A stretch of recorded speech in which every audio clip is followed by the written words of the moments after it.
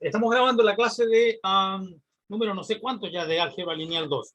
Hoy vamos a concluir con la sección de espacios vectoriales con producto interno. No, hoy, quizá no hoy, mañana. Y con eso se acaba la prueba, la materia para la prueba de la próxima semana. Entonces ahora vamos a terminar hoy y mañana, en las dos clases vamos a terminar esta sección y ahí se acaba la materia. A las 6 tenemos clase de ejercicio, ¿ok? Consultas. Y como les decía, el próximo lunes es feriado, 1 de noviembre, pero yo aún así voy a programar una clase de ejercicios para las 18 horas del próximo lunes. La asistencia es voluntaria, completamente voluntaria, ¿ya? Por ser feriado. Pero va a estar disponible eso y mañana o el miércoles voy a enviar el enlace correspondiente, ¿ok? Y entonces van a tener la clase de ejercicios de hoy y la del próximo lunes previas a la prueba. Ok,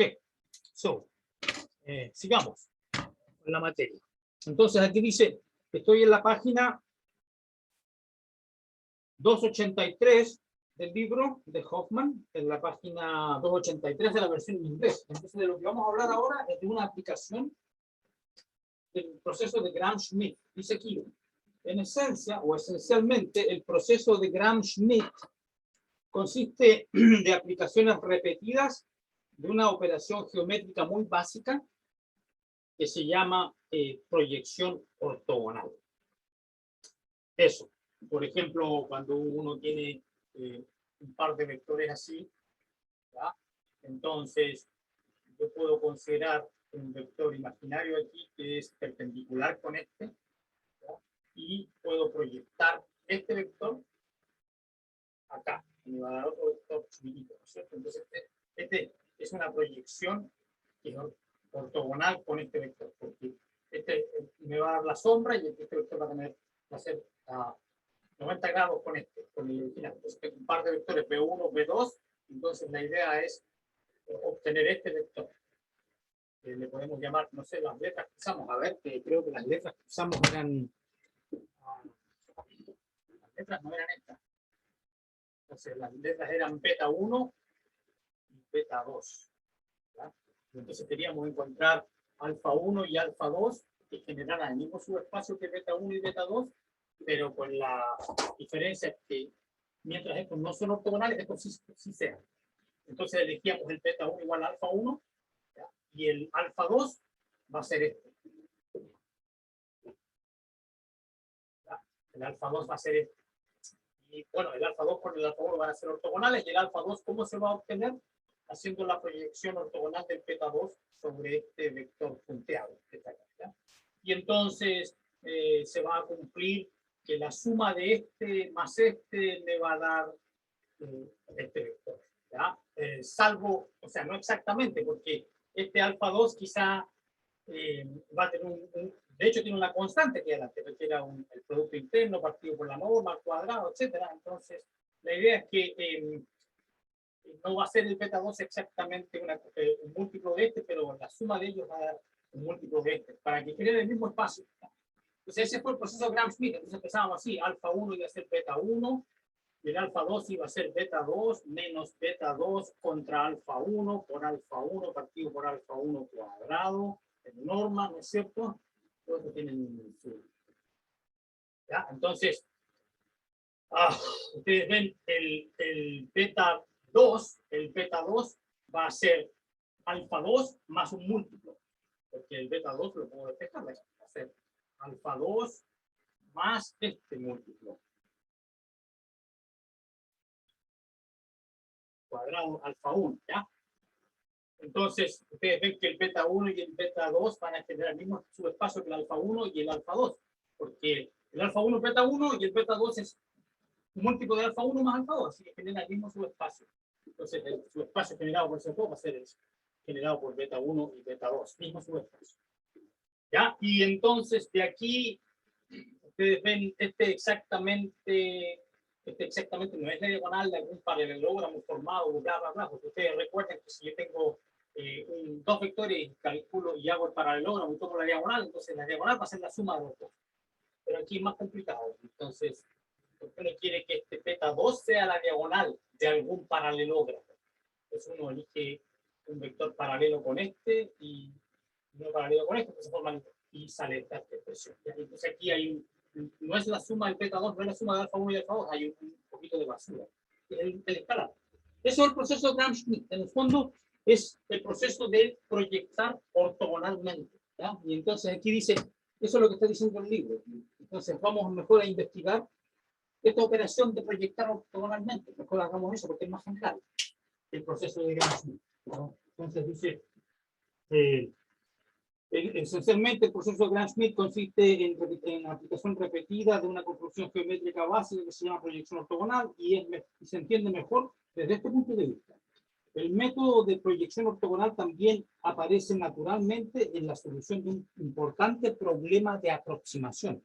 Es decir, aparece en un problema práctico, porque en la vida uno le gusta, puede que sea complicado calcular la raíz cuadrada de 2, pero uno le gusta aproximarla por algún numerito, ¿no es cierto? Que es el 1, 41, 42, siete decimales. No son iguales, pero es una aproximación. Aquí lo mismo ocurre, vamos a aproximar. ¿Verdad? Un problema de aproximación. ¿Cuál es el problema de aproximación? Problema de aproximación, que está relacionado con el proceso este del Gram-Schmidt de la proyección ortogonal. Entonces voy a suponer que tengo un espacio vectorial que viene equipado con un producto interno. Esta notación ya la expliqué en una ocasión anterior. Un espacio vectorial que está provisto o equipado con un producto interno. Así se escribe el par. Entonces al escribir eso me ahorro escribir todas las palabras, ¿ya? Ok, y ahora ¿qué voy a hacer? Voy a suponer que el W es un subespacio aquí, dentro de este B. ¿Okay? Y voy a tomar un vector beta arbitrario en B. Arbitrario. Disculpen un momento, parece que estoy esperando un importante correo ya, un paquete, espérenme.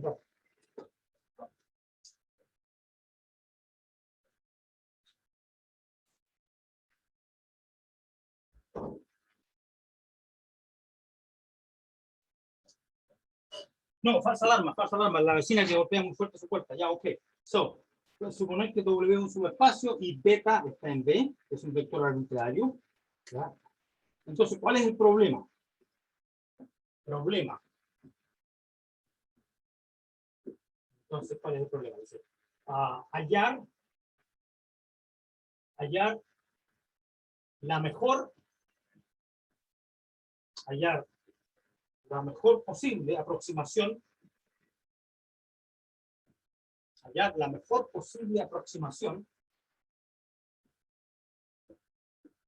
a beta por vectores que estén en W. ¿Ok? Entonces, veamos cómo podríamos pensar en este problema en R3. Hallar la mejor posible aproximación a beta. Entonces, en R3, supongamos que en R3 yo tengo un subespacio. Ya podríamos suponer que es un plano, que no necesariamente pasa por el origen, puede ser un plano así. Ya, está flotando, es infinito, por supuesto. Tiene que ser un subespacio, tiene que pasar por cero, porque es un cero. Ya, ok, pero where's the eraser? Aquí está. Tiene que ser un subespacio, así que no es un espacio afín, es un subespacio de acá. Okay. Entonces vamos a suponer que tengo mi subespacio y mi plano, la que pasa por el origen. Y dice, y tengo un vector beta en B, que posiblemente está por acá, está fuera del plano, no tiene por qué estar. Entonces ahí tengo mi beta. Entonces, ¿qué quiero hacer? Hallar la mejor aproximación posible a beta por vectores en W. Es decir, quiero hallar los vectores que estén aquí adentro, alfa que le voy a llamar, los alfas que estén más cerca a beta. Pero más cerca, ¿en qué sentido? Más cerca si no tenemos noción de distancia. Sí, pero si tenemos noción de distancia, porque tenemos un producto interno, ¿no es cierto? Y tenemos la noción de la longitud, por ejemplo. ¿Ya? Sabemos cómo calcular la magnitud o la longitud de un vector, que era simplemente la raíz de beta contra beta, porque esto tiene sentido, porque esto es positivo, o lo peor que puede ser es cero, cuando el beta es cero, ¿ya? Y lo mismo con los alfa, ¿ya? Entonces, por ejemplo, yo podría hallar un vector alfa que esté dentro de W, pero que esté lo más cerca posible a beta. Lo más cerca, ¿en qué sentido? Que la distancia entre ellos sea mínima. Porque esa sería la mejor aproximación. Entonces, ¿qué vamos a tener que hacer? Vamos a tener que minimizar el largo de un cierto vector o una cierta distancia. Eso es lo que vamos a hacer. Y aquí surge este problema.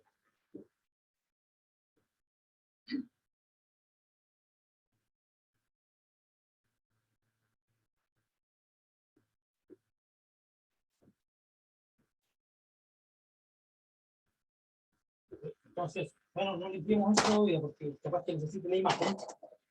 Y entonces, ¿qué vamos a hacer? Entonces, esto significa ¿qué significa? Que queremos hallar un vector alfa. Queremos hallar un vector alfa tal que esta distancia, una distancia entre P y A, esta norma de esta diferencia, es tal que sea mínima. ¿Okay? Sea mínima. Bueno, porque observen qué pasa acá, porque si yo tengo, yo puedo considerar esta expresión, ¿no es cierto? Entonces esto me va a dar igual al beta. Entonces, claro, porque menos alfa y alfa se matan, pero esto es menor o igual por una desigualdad que teníamos, ¿no es cierto? Entonces, entre más chico sea este, más cerca va a estar la longitud del alfa de la longitud de beta. Por eso queremos minimizar. Y esto se puede ver geométricamente, porque uno puede formar un triangulito o algo así, donde tenga el alfa y tenga el beta, y después el beta menos alfa sería este que está acá, ¿no es cierto? Este sería el beta menos alfa, porque el beta más alfa es la diagonal del paralelogramo, ¿no es cierto? El beta menos alfa va a ser esto, la antidiagonal. Entonces, entre más chico sea esto, entre más chica sea la longitud, entre más corto sea este vector, entre más chico sea esto, entre más chico sea esta diferencia, más cerca van a estar alfa de beta, porque más pequeña va a ser la diferencia. Pero lo que hay que tener presente aquí, y no me olvidé anotar, es que este alfa no puede ser cualquiera, tiene que estar en W. Claro, porque la más chica de todas estas, cuando alfa igual a beta, queda cero, pero no se va a hacer trampa, porque el beta no está en W, puede estar afuera. Entonces lo que hay que buscar un alfa dentro de W que minimice eso. Entonces, hagamos todo esto preciso, ¿ya? Entonces, aquí viene la definición. Toda esta cháchara que es intuitiva, vamos a precisarlo como una definición oficial. Definición. Aquí no está como en el libro como definición, pero está con negrilla, así que yo le pongo definición. Una mejor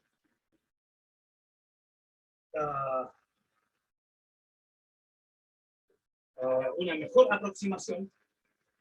Creo que está bien traducido, ¿no? Porque aquí dice best. La mejor. Pero dice una. Por algún motivo dice una, porque a lo mejor hay más de un vector que realiza esta distancia mínima, ¿ya? Porque puede que haya un alfa y que hayan dos alfa dentro de W tal que tenga la misma cantidad. Por eso quizás dice una mejor aproximación. O quizás vamos a demostrar más adelante que esto no es necesario y se demuestra en el teorema que el alfa era único. Vamos a ver. Mejor aproximación. Ahora estamos en la etapa simplemente de la definición. Una mejor aproximación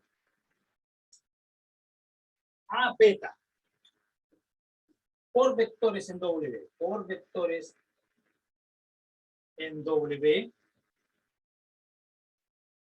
es un vector alfa en W, un vector alfa en W, tal que esta cantidad es mínima. ¿Cómo lo podemos formalizar eso? Diciendo que esta diferencia es menor o igual que una diferencia similar, ¿no? Para todo gamma en W. Es decir, este es un alfa que hace más chica, la más chica de todas estas cantidades, ¿ya? Vamos a ver si el alfa es único o no, y si tiene sentido esperar eso. ¿Ya? O que dice, observando o evaluando este problema en R2 o en R3, uno ve intuitivamente que una mejor aproximación a beta por vectores en W debe debería ser un vector alfa en W, tal que esta es perpendicular a W. Entonces, ¿qué es lo que está diciendo?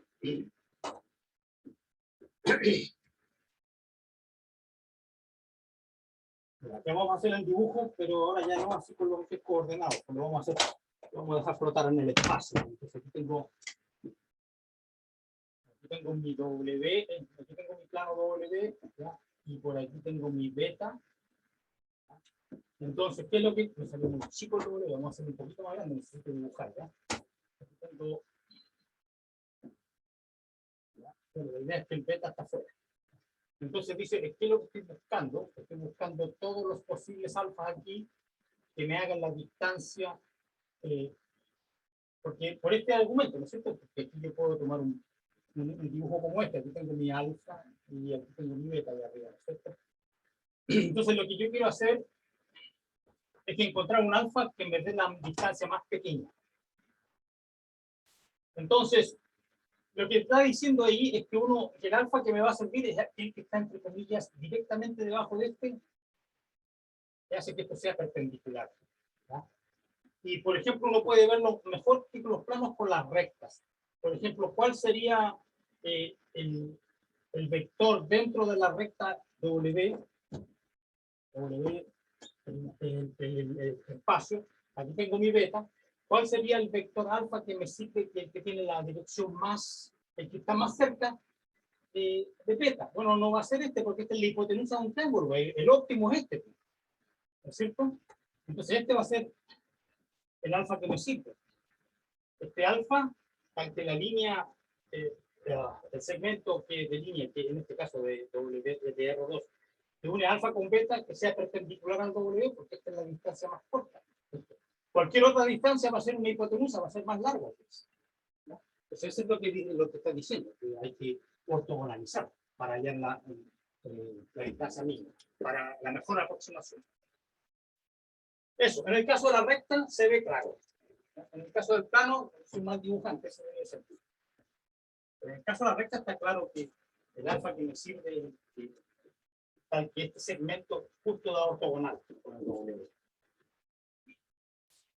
Ok. All right. Good. Entonces, digamos. Dice, mirando este problema de M2 en M3, uno ve intuitivamente que la mejor aproximación es ser perpendicular ortogonal a W y que debería haber exactamente una solución. Así que este alfa va a ser el único que tiene la gracia, ¿ya? No hay más de uno. Hay un único. Y la unicidad la vamos a demostrar dentro del teorema. Dice, estas ideas intuitivas son correctas para espacios de dimensión finita y para algunos, pero no para todos los espacios, los subespacios de dimensión infinita. Y como algunos de ustedes están estudiando física, y en física necesariamente aparecen espacios vectoriales de dimensión infinita, sería bueno que, y que son producto interno, con producto interno, sería bueno que la demostración o el teorema no dependiera de la finitud de la dimensión. Ok, entonces dice, dado que la situación precisa es demasiado complicada para verlo en este libro, vamos a probar simplemente el siguiente teorema. Entonces se van a contentar con un teorema parcial, o el más general posible. Pero dice lo siguiente, sea W un subespacio de un espacio vectorial con producto interno. Y sea beta un vector en B. Pues aquí está el teorema, dice, el vector alfa que pertenece a W, ya me olvidé poner la flecha, ya se sabe que son vectores. El vector alfa en W es una mejor aproximación a beta por vectores en W. Sí, solamente sí. Esta diferencia, beta menos alfa, es ortogonal o perpendicular, es ortogonal a todo vector.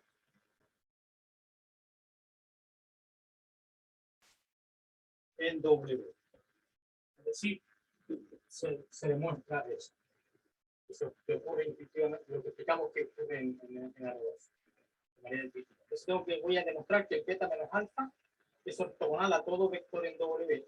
Aquellos vectores que son ortogonales a todos los vectores en W, se dice que pertenecen al espacio ortogonal. Al subespacio ortogonal. Este subespacio ya lo vamos a definir, simplemente el subespacio de todos los vectores que anulan o que son ortogonales a todo W, perpendiculares. Lo vamos a definir oficialmente después de la demostración, ¿no? Pero esta terminología no es necesaria para entender la demostración, simplemente estoy mencionando que, digamos, que este vector eventualmente lo vamos a ver como miembro de otro subespacio, que va a ser el ortogonal, W. Y el W suma con el ortogonal, va a ser todo, etcétera, etcétera. Eso lo vamos a ver pronto, en la clase de mañana probablemente, si el tiempo no me alcanza hoy. Entonces, vamos a ver qué dice la parte 2 del gran teorema. Si una mejor aproximación existe,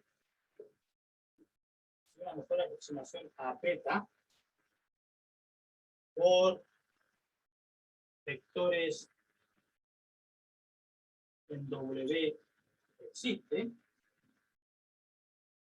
entonces es única. O sea, si hay solución al problema, tiene solución única. Si una mejor aproximación a beta por vectores en W existe, entonces es única. Puede que no exista, ¿eh? Porque estamos viendo el caso de dimensión infinita también. Ok, y la parte 3, ¿qué dice la parte 3 del teorema?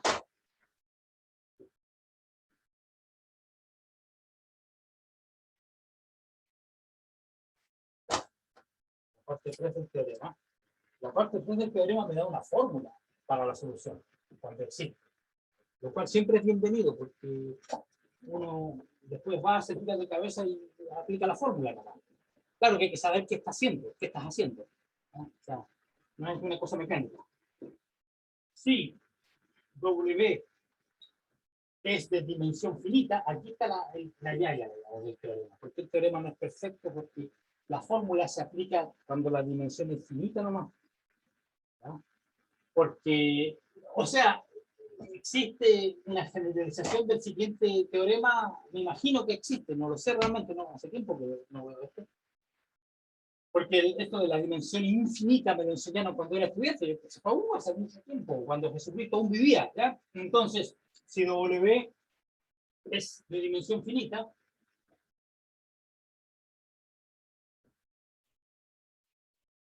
¿ya? Si W es de dimensión finita y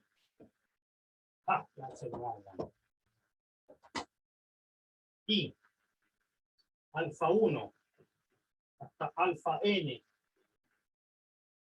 es cualquier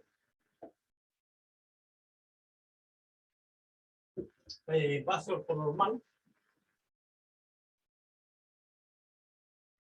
Recuerden lo que significa ortonormal. Bueno, ya saben lo que es una base.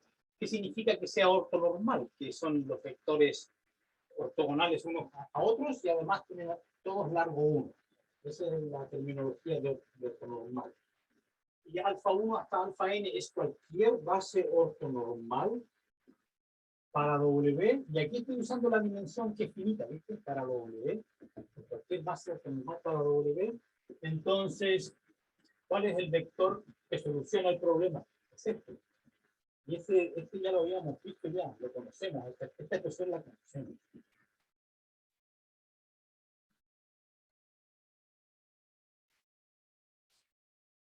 ¿Ok? Ya habíamos visto que si yo tomo la diferencia de beta con este alfa, va a ser perpendicular a todos. Tú no haces el cálculo. Si tomo beta menos alfa por este alfa y lo pareo con cualquier otro vector del W, entonces voy a poder usar esta fórmula y puedo ver que es 0. ¿ya? Eso va a ser parte de la demostración. Pero nótese que aquí la dimensión, en la hipótesis de dimensión finita es esencial, porque de otra manera, ¿cómo tomaría una suma infinita? Porque esto podría ser una base infinita. Bueno, en ciertos espacios, en una gran variedad de espacios, de dimensión infinita, uno le puede dar sentido a esta a esta fórmula, porque van a haber ciertas situaciones donde la suma infinita converja. Ustedes ya hicieron cálculo 1, o cálculo 2, me parece que en cálculo 2 se ve este tema de las series infinitas, que existen series infinitas que convergen, etc. Pero ahí estaríamos a hablar de temas de convergencia y sería un poco más de análisis armónico, qué sé yo. ¿Ya? ¿Se necesita con álgebra lineal o no? Bueno, pero esas, por lo menos cuando a mí me enseñaron esto, porque me hicieron un curso, cuando yo era más joven, me hicieron un curso sobre espacios de dimensión infinita, espacios de Hilbert. Era muy, para mí por lo menos era muy apasionante ver que se generalizaban estas fórmulas con series o con integrales. Entonces, era análisis más pesado, pero más bonito, mucha geometría y todo. Bueno, pero eso. ¿Ya? Entonces aquí estamos viendo la parte de dimensión finita de un tema que por lo menos para mí era muy interesante. Ok, va a ser todo normal para W. Aquí tengo mi alfa. Entonces este vector es la única mejor aproximación a beta por vectores en W.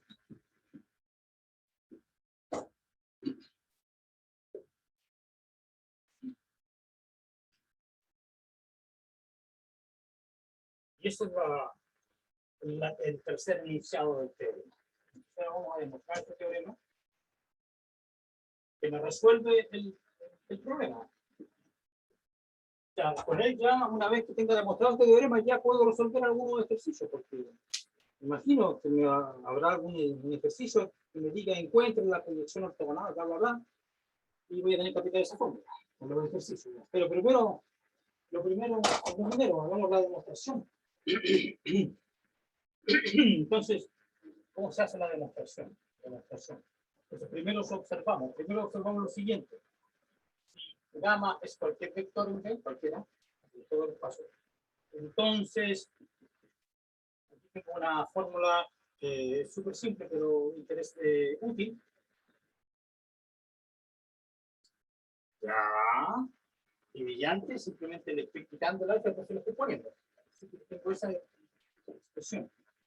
Y entonces, cuando yo calcule esta norma de este vector al cuadrado, que simplemente, recuerden ustedes que esto es simplemente el parear beta menos gamma con beta menos gamma,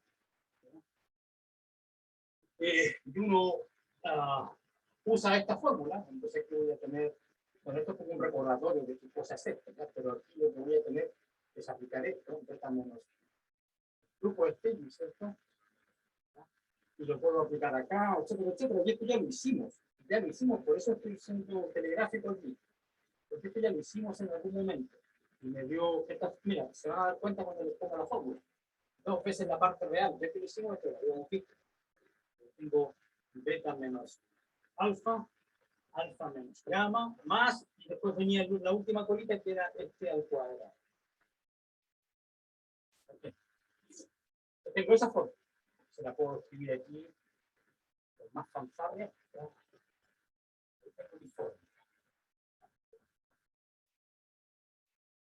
Ya, muy bien. Entonces, ¿ahora qué voy a hacer? Ahora, recuerden que estoy demostrando la parte 1 del teorema que dice que si el alfa es el que es la mejor aproximación, si el alfa es el que aproxima mejor, entonces quiero demostrar que el beta menos alfa es ortogonal a cualquier vector de W. Esa es la primera parte, ¿no? Entonces lo vamos a hacer en la primera parte del teorema dice sí, solo sí. Entonces vamos a hacer la parte que es más fácil primero. Entonces primero vamos a suponer que beta menos alfa es ortogonal Beta menos alfa es ortogonal a todo vector en W. Suponer que beta menos alfa es ortogonal a todo vector en W.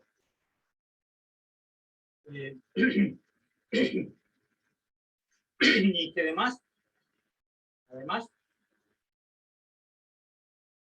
voy a suponer que el gamma está por acá. Me falta la palabra suponer. Además, suponer que el gamma está ahí arriba, está en W. Porque recuerden que estoy minimizando esto para gamma en W. ¿Cuál es el que me hace más chico?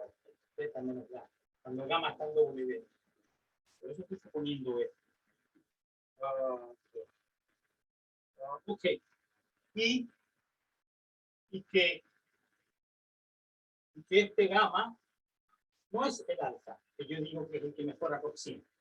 Entonces lo que tengo que demostrar es que esta cantidad va a ser más grande que la cantidad similar cuando el gamma es reemplazado por el alfa. Así que beta menos gamma cuadrado. Si esta expresión va a ser mayor o igual que la similar con alfa. Es decir, que eso es lo que yo quiero demostrar. Ok. Veamos por qué es esto.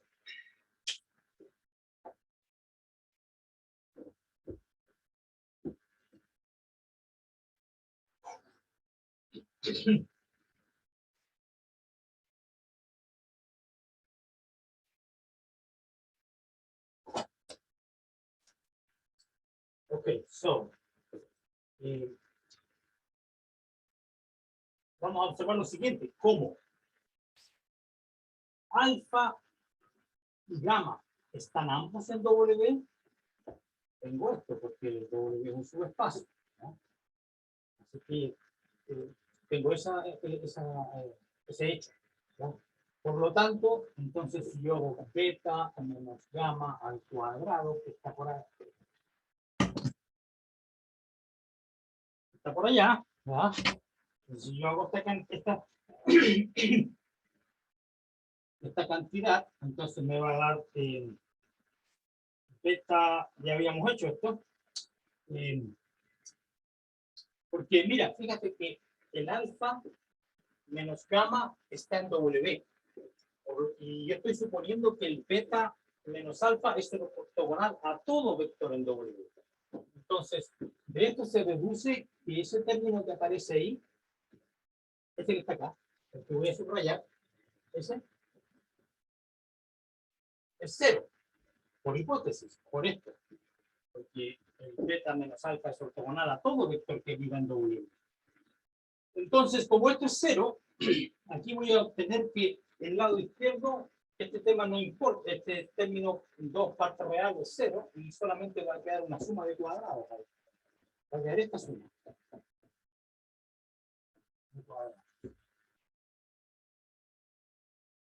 ¿Okay?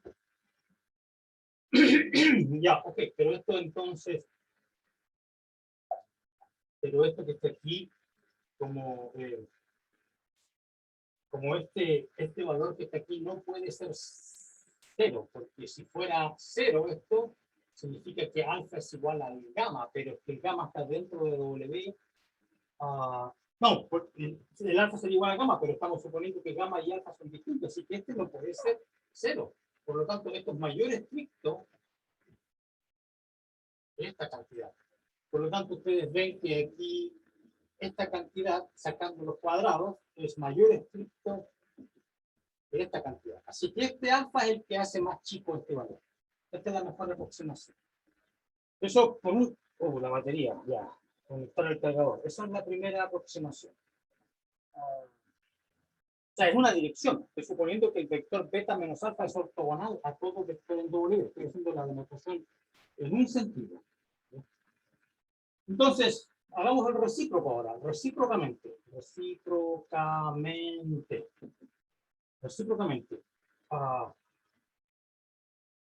Voy a suponer que esta cantidad que está aquí es siempre mayor o igual que esta. Así que este alfa es el que me minimiza la cantidad. Y esto va a ser para todo gamma en W. Estoy suponiendo que el alfa es el que hace la gracia. Entonces, y entonces de esta ecuación, ¿qué vemos? Esta cantidad que está a la izquierda va a ser siempre mayor o igual que esta cantidad. Por lo tanto, todo lo que resta aquí, todo esto, tiene que ser mayor o igual que cero.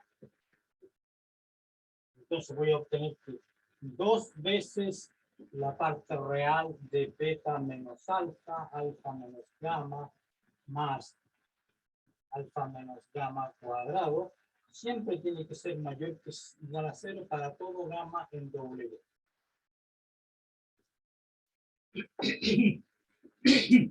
Ya, pero todo vector, como todo vector en W, lo puedo expresar de esta forma, es de la forma alfa menos gamma. Sí, porque simplemente, recuerden que el gamma es el variable de alfa hasta fijo. Si yo me doy un vector cualquiera, yo siempre puedo hallar un gamma, simplemente paso el gamma para el otro lado y el vector para el otro y me va a dar una fórmula. Como todo vector en W es de esa forma, alfa menos gamma con gamma W, ¿no? Entonces, ¿qué significa esto? Que esto realmente es un arbitrario dentro de W. Entonces, lo que yo tengo es lo siguiente. O sea, no tengo por qué fijarme en la forma específica de este vector. Está en W. Y cualquiera es de esa forma. Entonces, vamos a escribir qué significa eso. Entonces, así nos libramos del gamma. Entonces, 2 veces la parte real de beta menos alfa tau. Creo que esa es la letra que usan aquí. Alfa, beta, gamma. ¿Por qué no usan delta? No sé, ¿verdad? Hicieron un tau. ¿Les gusta la letra tau? Ya. Ahí está el tau. Más la norma de tau al cuadrado mayor o igual que 0 para todo vector tau en W. Ok. Yes.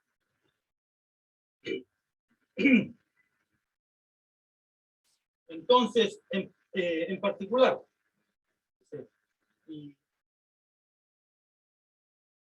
si gamma está en W,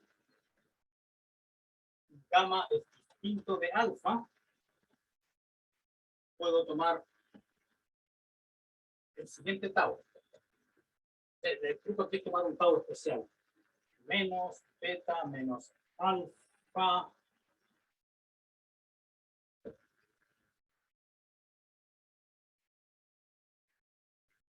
beta menos alfa, alfa menos gamma, partido por alfa menos gamma al cuadrado, alfa menos gamma, ¿no? Puedo tomar ese tau en particular y entonces, reemplazándolo aquí, entonces esa desigualdad se reduce al siguiente enunciado, menos 2 veces, aquí aparece una fórmula un poquitín complicada, pero nunca tanto. Tengo que tener cuidado con los paréntesis y las barras. Paréntesis, barra, aquí está el valor absoluto del producto interno al cuadrado, partido. ¿Por qué? Porque hay una repetición aquí seguramente, entonces aparece esto, alfa menos gamma al cuadrado más beta menos alfa, alfa menos gamma al cuadrado, alfa menos gamma al cuadrado mayor o igual que 0.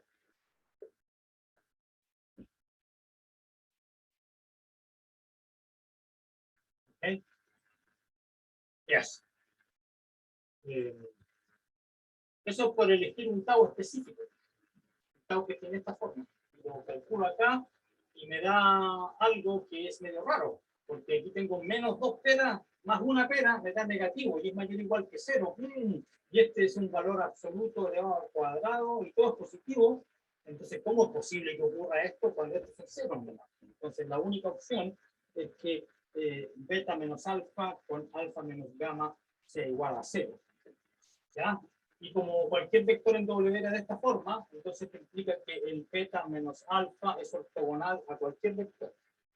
W, W, todos los vectores en B, tales que B con W, sorry, todos los vectores en el espacio vectorial B, tales que cuando yo lo B mata a todo. Todos los vectores que están en W. Así que este beta menos alfa mata a todo lo que está en W. Eso. Y ahí tengo por fin la definición del espacio ortogonal. Son todos los vectores B chico en B grande, tales que son perpendiculares a todos los vectores que viven en W. Esa es la definición de tiene esa gracia. Entonces aquí por fin, al fin demostramos la parte 1 del teorema. Dice, esto completa la demostración de la equivalencia de las dos condiciones que para alfa que se da en la parte 1. La condición de ortogonalidad es evidentemente satisfecha por a lo más un vector en W, lo cual prueba 2. A ver, ¿qué dijo? Repitamos, dice la condición de, veamos qué dice 2 primero. Entonces aquí me están hablando en chino, dice. ¿Qué dice la parte 2? Si una mejor aproximación a alfa existe por vectores en W, debe ser única. Entonces,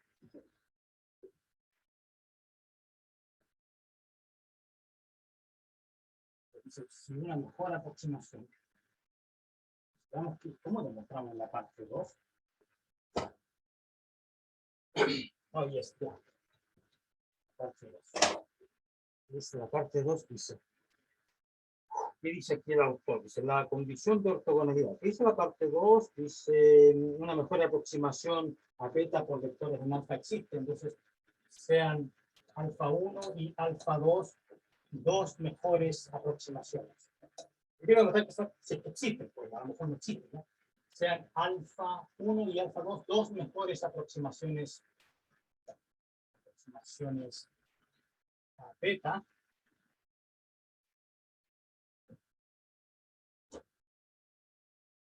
Sean alfa 1 y alfa 2, dos mejores aproximaciones a betas por vectores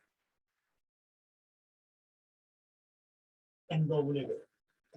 ¿No? Estamos suponiendo que existen, pero recuerden que no necesariamente existen en dimensión infinita, ¿no? En la parte 3 va a decir que en dimensión infinita siempre existen porque hay una fórmula. Que en alfa 1 ya, ok, ya, pero ¿cómo aplicamos entonces la parte 1? Es que la parte 1 decía que un vector alfa es una mejor aproximación, ¿ya? Entonces, sí, solo sí, el beta, dice, en la parte 1 que acabamos de demostrar, dice que un alfa, en este caso alfa 1, un vector alfa 1 es la mejor aproximación, bla, bla, bla, sí, solamente sí, este es ortogonal a todo vector que viva en W. Eso es lo que acabamos de demostrar. Y como el alfa 1 es una mejor aproximación, entonces beta menos alfa 1 mata a todo lo que está en W. Acá está, mata a todo lo que está en W. Ya, pero es que el alfa 2 hace la misma gracia, ¿no? Tiene la misma gracia, ¿no? Ok, entonces, ¿qué tiene de malo esto? ¿Qué tiene de malo? Es que yo puedo restar esto. Entonces yo puedo a este le resto este, beta menos alfa 1 menos beta menos alfa 2 va a ser cierto también esto. Es por linealidad, porque es lineal la primera variable, así que este W queda pareado con este, que da 0, y este queda pareado, también da 0, y está en 0. Ya, pero entonces de aquí que me queda, los betas se matan, y me queda alfa 2 con signo más menos alfa 1. para todo W en B. Ya mata esa diferencia, alfa 2 menos alfa 1 mata todos los vectores que viven en W.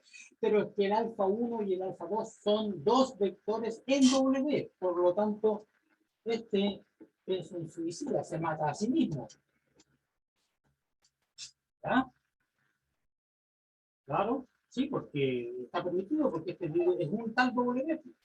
Pero es que esto es la única manera, con la propiedad de la definición de producto interno, la única opción, la única manera que esto ocurra es cuando ese vector es cero.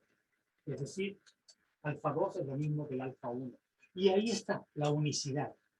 ¿Ya? O sea que la unicidad sigue de la propiedad de la definición de producto interno. Imagínense si no hubiésemos tenido esa propiedad. Todo esto se va a la basura, no sirve. Eso es importante. Esa es la clave. La propiedad clave es la número D, la parte D. De hecho, en la clase de ejercicios de la semana pasada, había que demostrar que un cierto candidato a producto interno era producto interno. ¿Ya? Y la parte más difícil que había que demostrar era precisamente la condición D. Y lo vimos, era un producto interno definido en los polinomios, y vimos que satisfacía la propiedad D porque un polinomio de grado 2 no podía tener 3 raíces. Esa fue una cosa clave del ejercicio, ¿ya? Entonces, ese tipo, siempre la propiedad D, la cuarta propiedad, esta es siempre la más difícil de demostrar para cualquier candidato a producto interno que te proponga. Te dicen, demuestre que este producto interno definido de esta manera es un producto interno, lo que va a causar más dificultades va a ser la parte D. Esta. El resto es más o menos simple porque hay que verificar que viene la primera variable, que los escalares se comportan bien al salir de la primera variable, pero cuando salen de la segunda tienen que salir conjugados. Todo eso no es lo fácil. Pero la parte 4 es la complicada. No 4, D. Ok. So, okidoki. Entonces ahí tenemos la parte, y solamente falta demostrar la parte 3.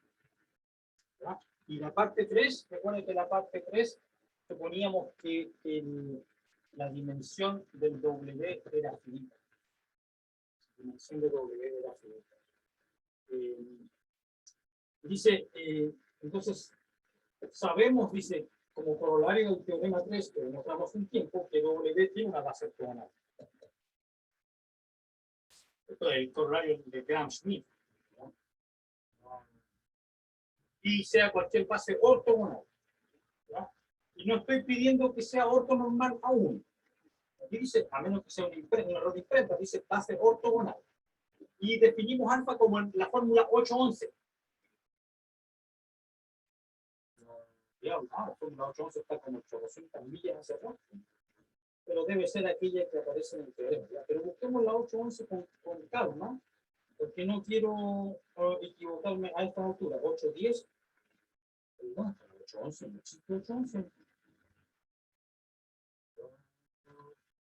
Estoy definitivamente ciego. Ya la vamos a encontrar, ya, con un poco de calma. Yo creo que 811 se refería a la fórmula del teorema y simplemente se olvidó de ponerle número, además. Entonces vamos a definir esto. Yes. ¿Ya? Entonces, a esa es la 811 que no le puso número. Entonces, por un cálculo como ya hicimos en la demostración del teorema 3, el beta menos alfa va a ser ortogonal a todos los elementos. No le llamo alfa acá, si no me voy a confundir.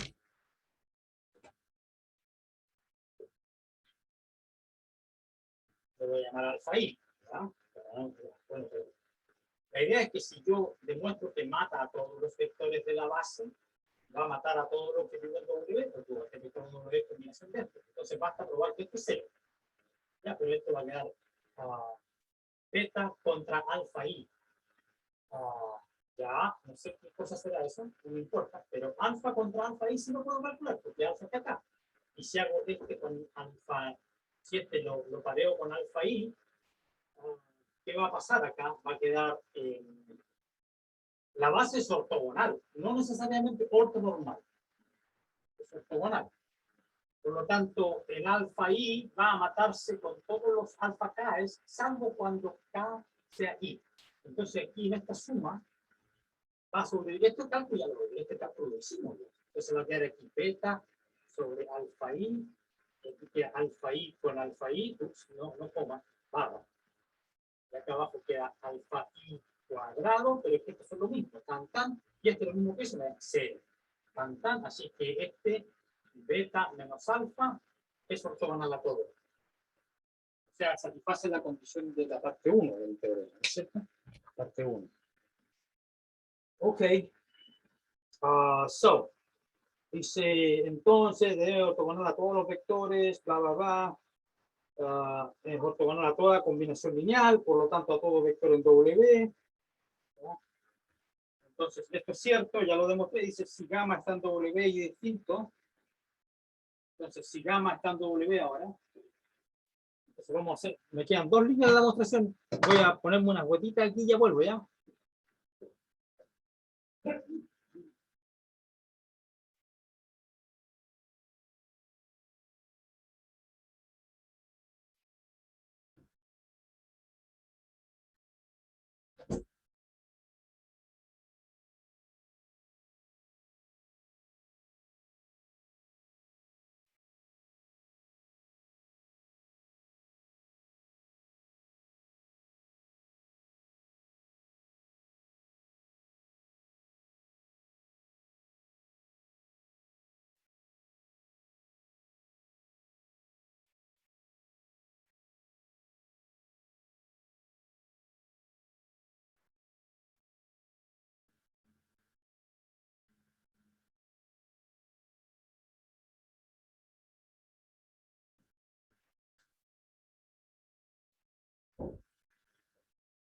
Ahora sí, otra cosa con guitarra, ya. Ahora sí estamos bien. Ok, ya. Profe, Dígame. no entendí la parte donde dice beta menos alfa, alfa sub i. Está. Sí, esa igualdad, ¿de dónde sale? Una pregunta.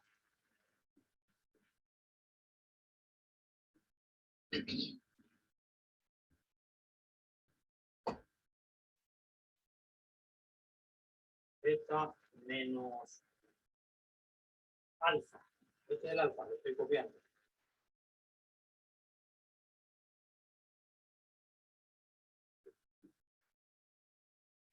Tengo que hacer eso. Entonces, por linealidad, beta con alfa i.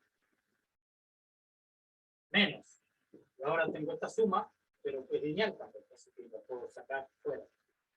Todo lo que sea escalar también sale fuera sin una barra de calculación compleja ni nada. Y queda alfa k variado con alfa i. K, variable. Ya, pero que estos vectores alfa k y alfa i son ortogonales entre sí. Entonces, todos estos pares, todos estos números,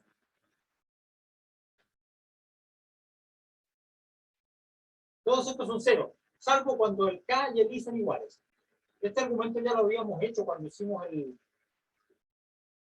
proceso de Gram-Schmidt, por eso que estuve medio acelerando ya. Pensé que se acordaba. Bueno, pero ahora yo creo que se acuerda.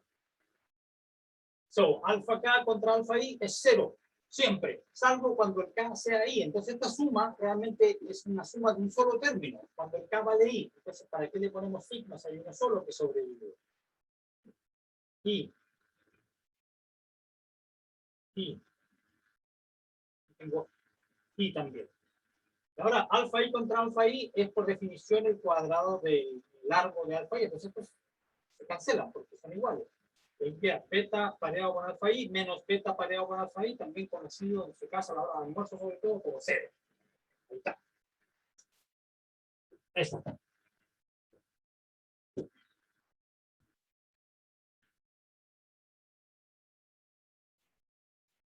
Esa la demostración, eso ya lo habíamos hecho ya. Pero ahora la repetimos y ahora espero que haya quedado claro esta vez. ¿Así, Brian? ¿Problema? ¿Se quedó claro, Brian? Sí. Bien, excelente. Ok.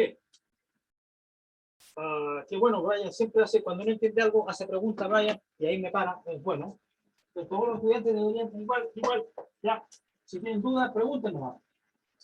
La única pregunta tonta es la que no se hace. Eso. Ya. Ok, so, ¿qué acabo de hacer? Todo bien. Demostré que el beta menos alfa mata a todo lo que está en W. Entonces ahora, ahí es. Si gamma, le doy un gamma en W arbitrario. Y gamma distinto de alfa.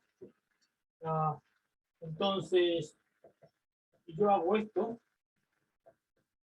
yo hago este cálculo. Esto sigue de una fórmula que vimos hace un tiempo donde aparecía la parte real en medio, pero como este beta menos alfa mata todo lo que está en W, entonces la parte real medio no aparece, ¿verdad? Entonces esto va a ser mayor que eso porque esto es una suma de 2 cuadrados. El cuadrado de esto es la suma de 2 cuadrados y este es el argumento ya va bien. ¿Listo? Por lo tanto, el gamma es de alfa, entonces por lo tanto el alfa es la mejor aproximación, ¿vale? Porque es el que minimiza esta cantidad. Alfa es la mejor aproximación. Recuerden que es única. Alfa es la mejor aproximación. Ese alfa, este. Ahí encontramos la fórmula para el alfa. Eso. Ya, ahí se acabó la demostración. Este teorema es el que vamos a usar después cuando hay algún, por ejemplo, cuando uno le pidan en alguna prueba próxima o futura, de cooperativa o examen, cuando uno le pidan calcular cuál es la mejor aproximación, o también conocida como proyección ortogonal, como lo vamos a definir pronto, lo que hay que hacer primero es hallar una base ortogonal y después calcular el alfa, que aparece ahí. Entonces hay un cálculo que hacer, ¿no? Para resolver ese tipo de cosas. Pero hagamos las definiciones correctas primero, para después hacer las preguntas correctas, con el lenguaje correcto. El lenguaje a veces es importante. En matemáticas, en ciencias, sí, porque es importante. Entonces, sea B un producto, un espacio vectorial con producto interno. Sea B un espacio vectorial con producto interno. Y S va a ser cualquier subconjunto, cualquier conjunto de vectores, incluso infinito. Ya, está bien. Porque el B no tiene que ser de dimensión finita, dice que un espacio con producto interno, no, y el S es un subconjunto cualquiera. Entonces, el complemento ortogonal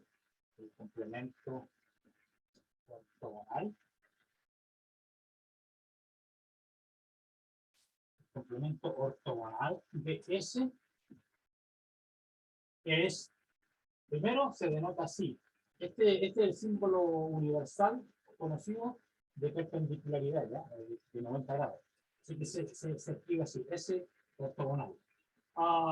Es el conjunto, ¿qué conjunto? Es el conjunto de todos los vectores que viven en B, que son ortogonales a todo vector en S. Es decir, que B variado con, como le pongo, sigma, igual 0 para todo sigma en S. Le puse sigma porque mi S chica se parece mucho a la S grande. Y además usar una S como esta, feo, no me gusta, ¿ya? Así que por eso le puse la S de los griegos, ¿ya? Sigma. Pero es un pelo de la cola, no es realmente importante, es notación. Así que, pero es el conjunto de todos los vectores que son ortogonales a todo lo que viene en S. Y aquí no tiene por qué ser un subespacio, simplemente un conjunto. Claro que esto debería ser equivalente a que este sea igual al ortogonal del subespacio general, por temas de linealidad.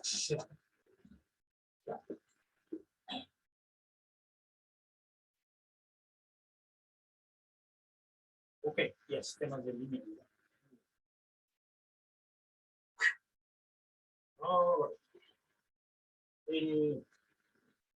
Hay un ejemplo, dice, ¿cuál será el complemento ortogonal del subespacio cero?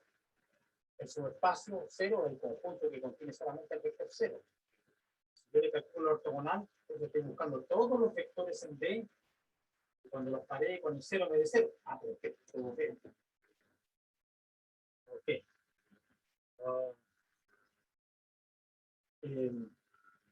Y entonces, y otra cosa, eso es un ejemplo ya, ese ortogonal Siempre es un subespacio. Sea ese un subespacio, un conjunto o un espacio. Es ortogonal. Siempre. Es ortogonal. Siempre es un subespacio. Siempre es un subespacio de P. ¿Ya?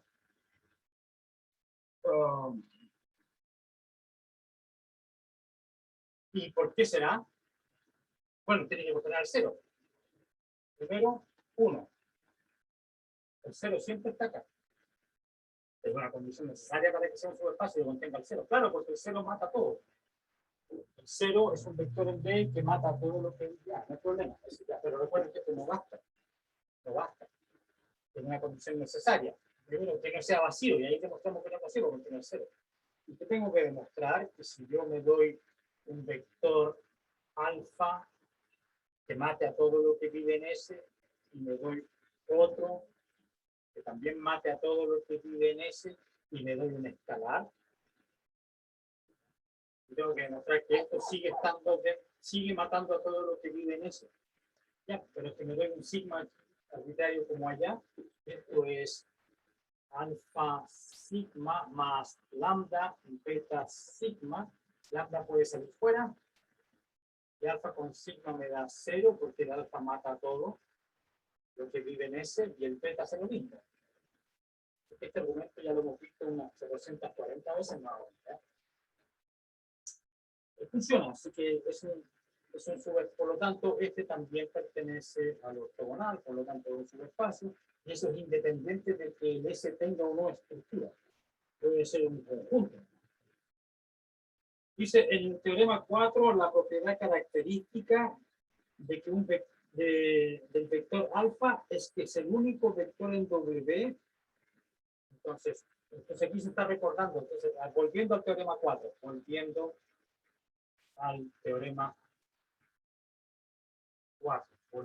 al teorema 4.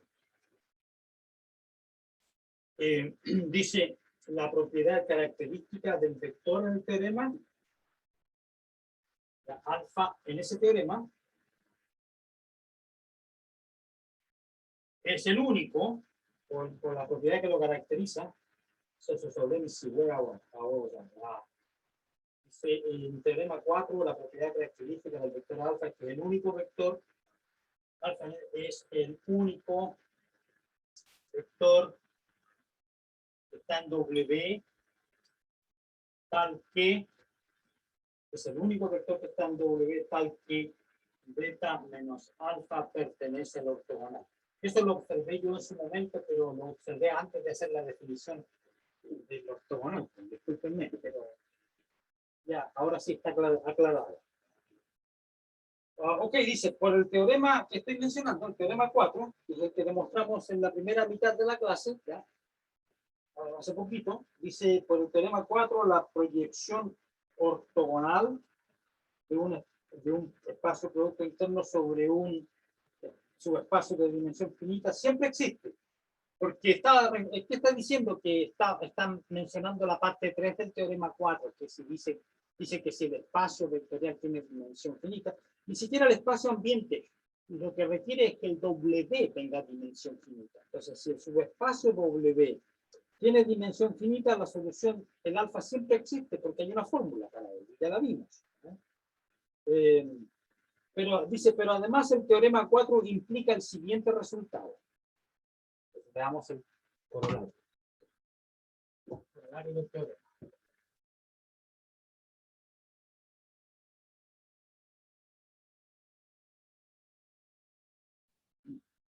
Profe, Dígame.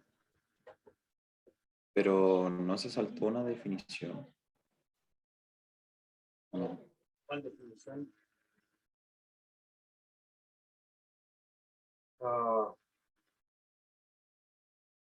Sí, pues tienes razón. Gracias por mencionarlo, ¿ya? Como te digo, estoy medio ciego. Me saltó una definición, sí, porque ni siquiera definí lo que era la proyección ortogonal, y esta definición es muy básica, o sea, es fundamental, que si no la hago, a la escoba. Gracias, Brian. Pues aquí me salté una definición. La debo tener en la cabeza por todas las veces que he enseñado este curso, pero ustedes no, entonces la necesitan. Definición. Si el vector alfa, en el teorema 4 existe, en particular si el espacio W tiene dimensión finita, que tiene una fórmula, si el vector alfa en el teorema 4 existe, se llama, y ya sabemos por qué se llama así, por el dibujito este de la recta, y el beta que está por aquí, y el mejor de aproximación del alfa, y el punto que da perpendicular. ¿Ya? Si el vector alfa en el teorema 4 existe, se llama la proyección ortogonal. Ok, so, me queda un 4% de batería, ¿ya? Pero ahí tengo otra tablet de reemplazo, ¿ya? De protección, pero quiero matar esta primero, que llegue a 0. Ya. No sé qué nunca he llegado a 0, me va a salir un mono, me va a decir chao, o algo así, ¿no? Se llama la proyección ortogonal. Se llama la proyección ortogonal de beta sobre.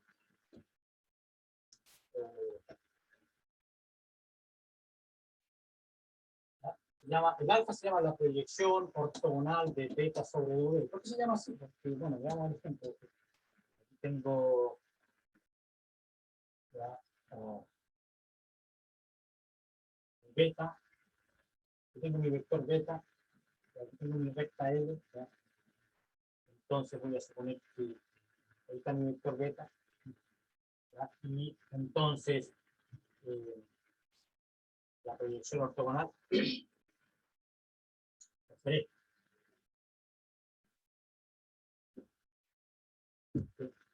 Eso. Cuando el vector en el teorema 4 existe, se llama la proyección ortogonal de beta sobre W.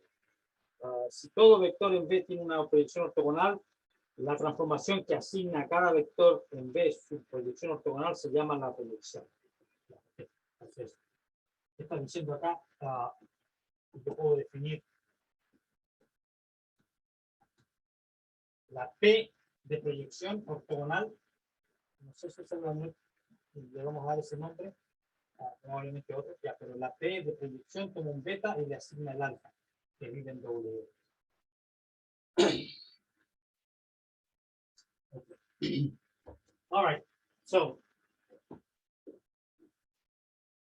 esa es la definición.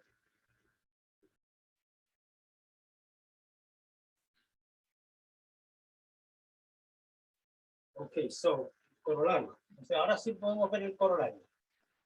El teorema 4. Y ahora tenemos el lenguaje, o sea, de un espacio con producto interno, como siempre, ¿no? W, un subespacio de B, pero con dimensión de W finita, eso es lo fundamental, para que exista.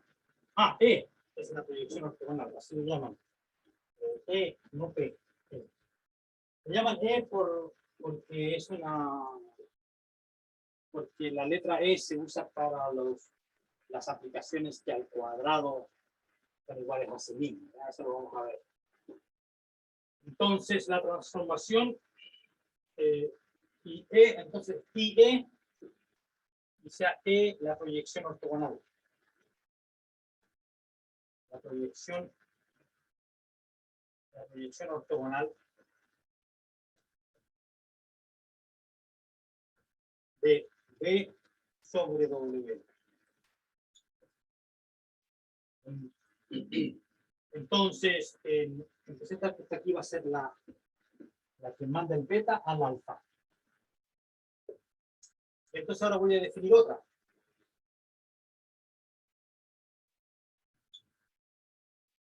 Me manda el beta al beta menos E de beta. Esta es la E, la que manda el beta al alfa. Entonces esta va a ser beta menos alfa. Si el E de beta es alfa, esta es beta menos alfa, ya sé que vive en el W ortogonal. Y esta que está aquí es como el análogo de esa, pero donde se está proyectando el vector no sobre el W, sino sobre el perpendicular, el W perpendicular. Ok, so, entonces, Este es mi W, le llamé L, en este ejemplo, le llamé L. Mala cosa, L por línea, ¿no? Correcto.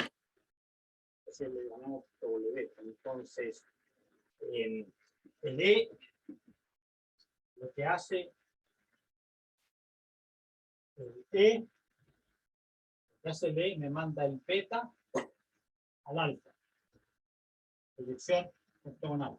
Y el beta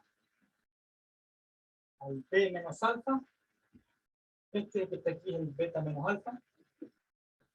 Este es perpendicular, este vector que está aquí, que dibujé punteado, es perpendicular a todo lo que vive en W. Por eso pertenece al W ortogonal. Este. Y este que está aquí es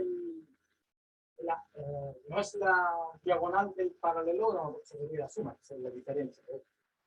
Okay. So, y tiene que ser perpendicular, es decir, que el alfa realmente es la mejor aproximación, tiene que ser perpendicular. Eso es lo que demostramos. Ya, por ahí está.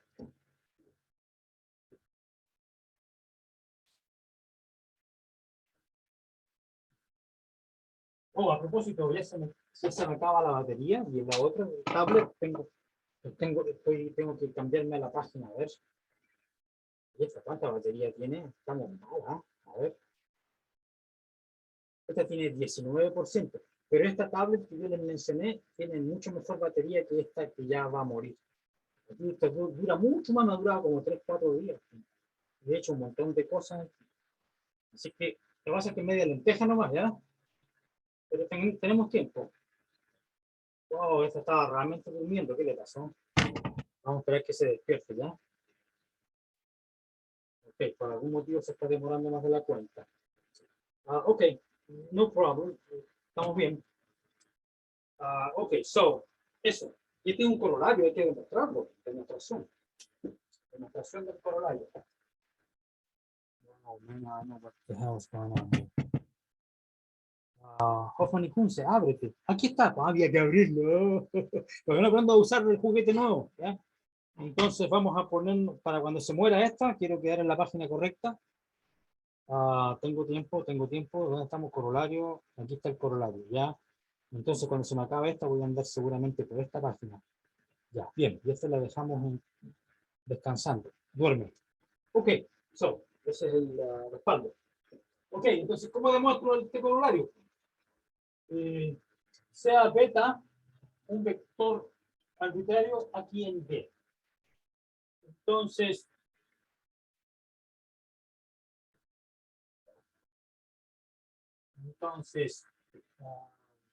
beta en B, ¿ya? Y entonces beta menos E de beta realmente está en el ortogonal. Bueno, ¿por qué? Porque esto que está aquí era el beta menos alfa, y ya demostramos, fue, digamos, gran parte de la demostración del teorema era demostrar que ese beta menos alfa estaba en el ortogonal que mataba a todo lo que vive en W. Porque eso es lo que solamente estoy recapitulando lo que hicimos. Lo que pasa es que ahora al alfa S le pusimos un nombre, es de beta, donde es una aplicación lineal. ¿No? Y ok, y entonces este aquí está en el ortogonal y para todo, y además para todo, y yo quiero demostrar que la proyección ortogonal es esta, o sea que esta va a ser la mejor aproximación por vectores acá al beta, entonces tengo que demostrar eso. Entonces voy a ver que realmente esta es la mejor aproximación. Y para eso tengo que darme un vector arbitrario en el ortogonal. No en el doble, porque quiero demostrar que esta es la mejor aproximación. Pero para este, no para el doble, para el doble ortogonal. Entonces, por eso me doy un gamma arbitrario en W ortogonal. Y tengo que calcular el beta menos gamma, pues, para realmente ver cuál es el menor tamaño que alcanza este. ¿Y cómo lo voy a escribir? Pues aquí está el truco.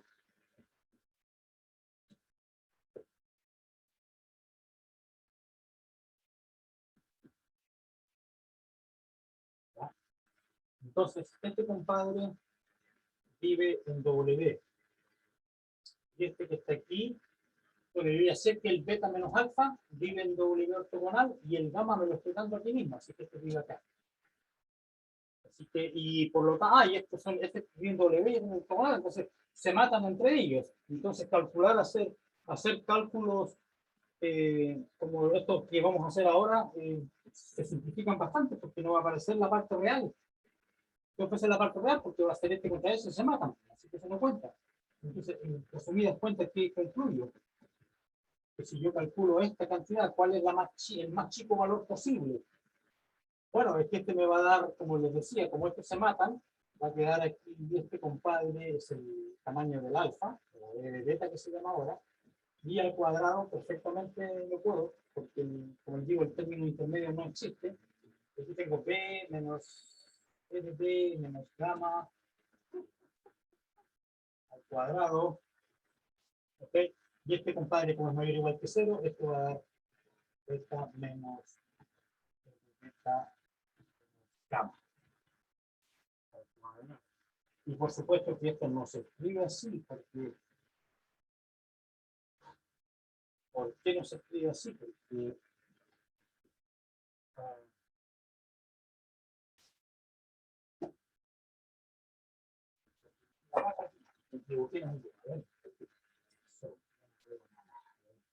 vamos a agrandar esto. Ok, yes. El beta está bien. Gamma mayor o igual que beta. Entonces aquí lo que viene es.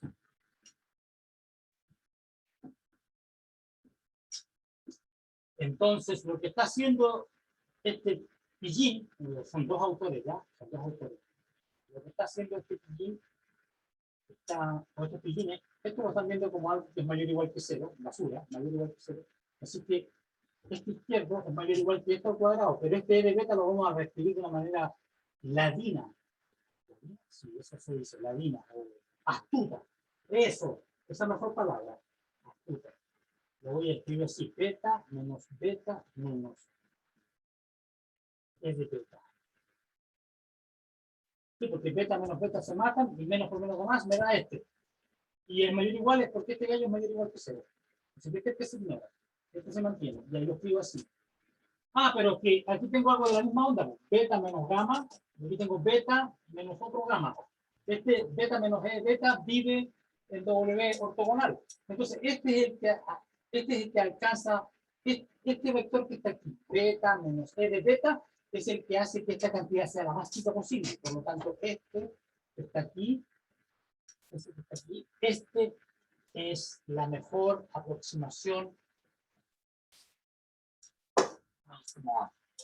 Es la mejor aproximación a beta por vectores en W ortogonal. Eso es lo que había que demostrar. Ese es el contenido del programa. Y ahora a la vuelta ahí se acaba. Y a la vuelta del pequeño reclamo, por fin vamos a hacer un ejemplo concreto, con números. Basta de tantas letras. ¿Ya? Por fin vamos a hacer un ejemplo, que va a ser el primero de muchos, por supuesto. No sé si mucho en esta clase, pero en la próxima, o en los ejercicios. Cuando ustedes me hagan resolver una prueba antigua, vamos a hacer. Ya vuelvo, ya. Me quedan 10 minutitos para hacer un ejemplo.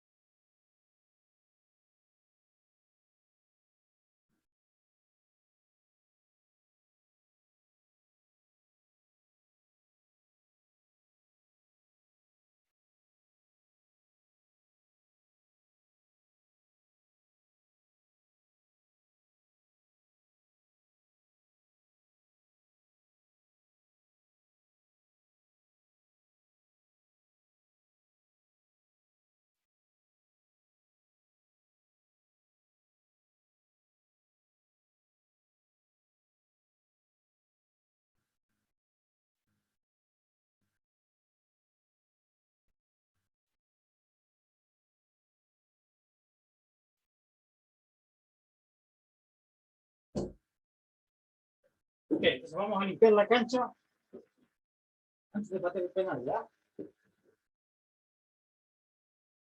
Eso, vamos a reparar el equipo que queda ahí en el punto penal para poder disparar. Ya.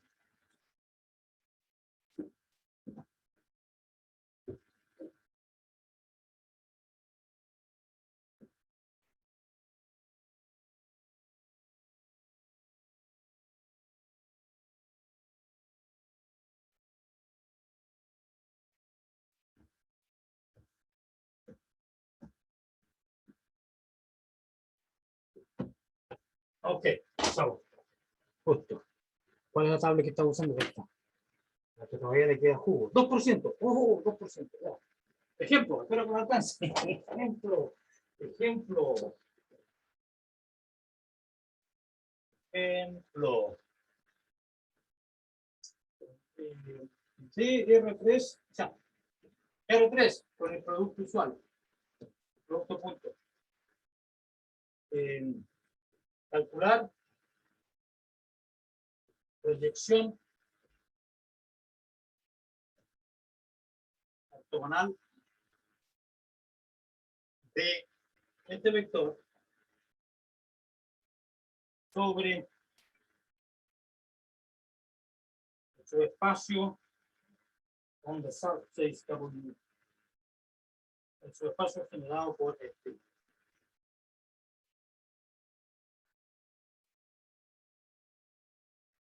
Ok.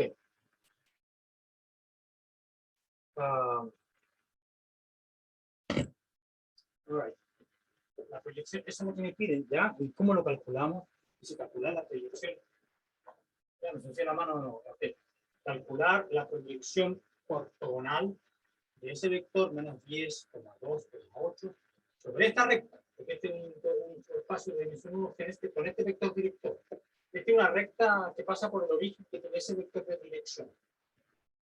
Entonces, es calcular la proyección ortogonal. Esta es solución. Calcular la proyección ortogonal. Entonces, ¿cuál decía? Al alfa tenía que darme una base, pero que aquí hay el W tiene dimensión 1. Alfa 1, la base nomás es ese. Lo mismo para aquí, es ortogonal, bueno, porque no hay otro. O sea, lo más trivial es que, o sea que aquí me tengo que usar la fórmula esa sigma, pero parece un solo término.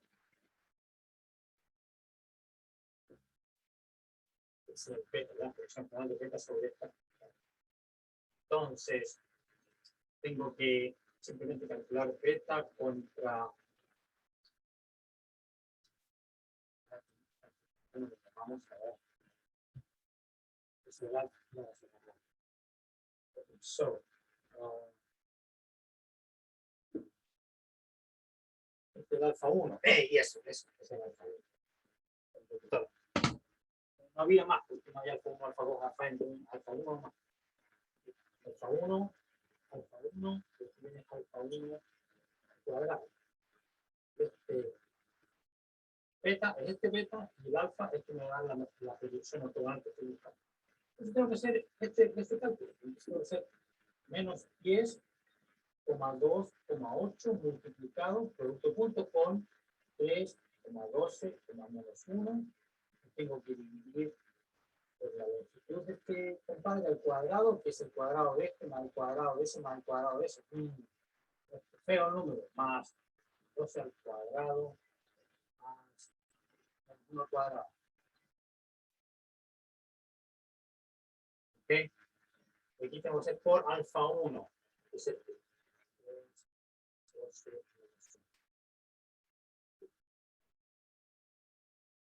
¿Ok?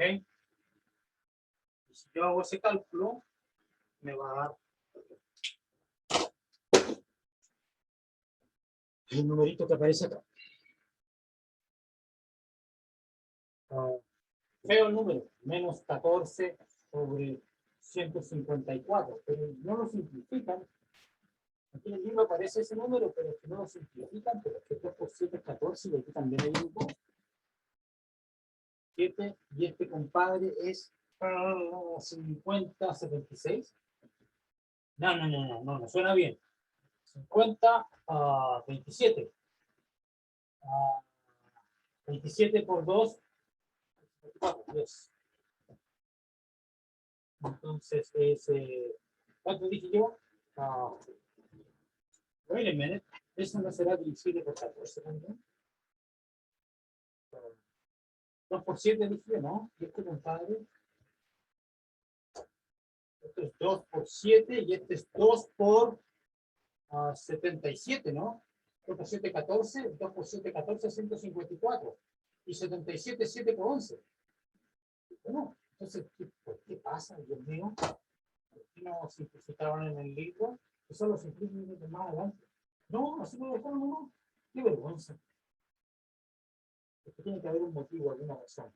Sí, claro, porque al final el 154 igual te aparece, está escrito. Inescapable, ¿ya? Pero eso lo vamos a hacer. Todavía me quedan 5 minutos. Ya. Ok, so. Ok, so. Ahí está. ¿Ya? Entonces aquí yo puedo simplificar esto, va a quedar un menos 1 partido por 11. 3, 12, menos 1. Y este numerito es más bonito, ¿ya? Pero como te digo, el 154 vuelve con venganza después, ¿ya?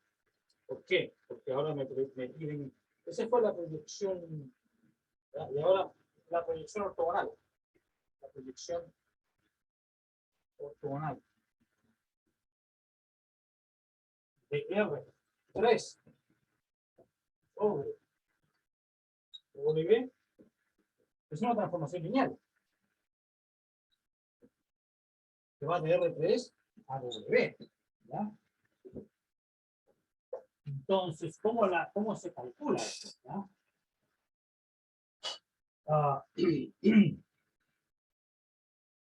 Entonces, tengo que aquí hallar el. Y me tengo que dar un beta arbitrario. ¿Por qué le pusieron X1 y X2? Yo le voy a X y Z, como siempre. Y Z.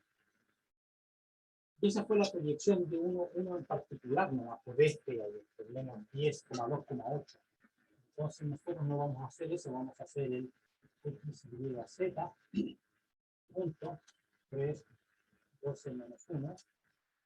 De aquí abajo, viste que igual no me puedo escapar.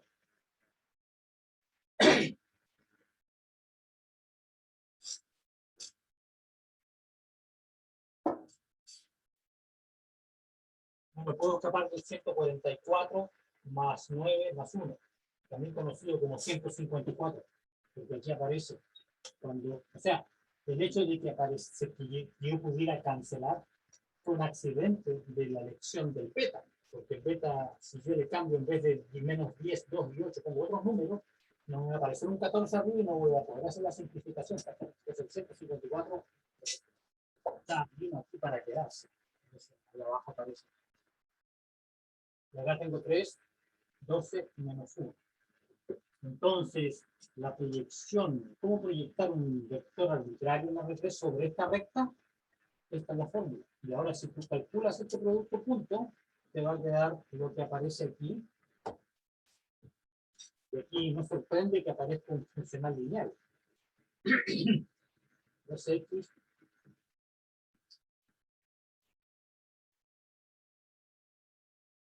Este es un funcional lineal donde recuerden los funcionales lineales son todos de la forma AX más B, Y más, donde los A va a ser 3 partidos 154, entonces ya se me acabó el tiempo, ya se va a cortar la grabación. Así que seguimos a las 6 de la tarde, ¿ya? Pero aquí se acaba la clase y mañana continúo y a las 6 de la tarde tenemos clase de ejercicio. ¿Ok? Entonces, un placer. ¿Ahora me dejas sacarle foto a la segunda pizarra? Sáquele antes que se acabe el tiempo. Listo. Ya, bien. Ok, so, hasta las 6, ¿no? A las 6 nos vemos, ¿ya?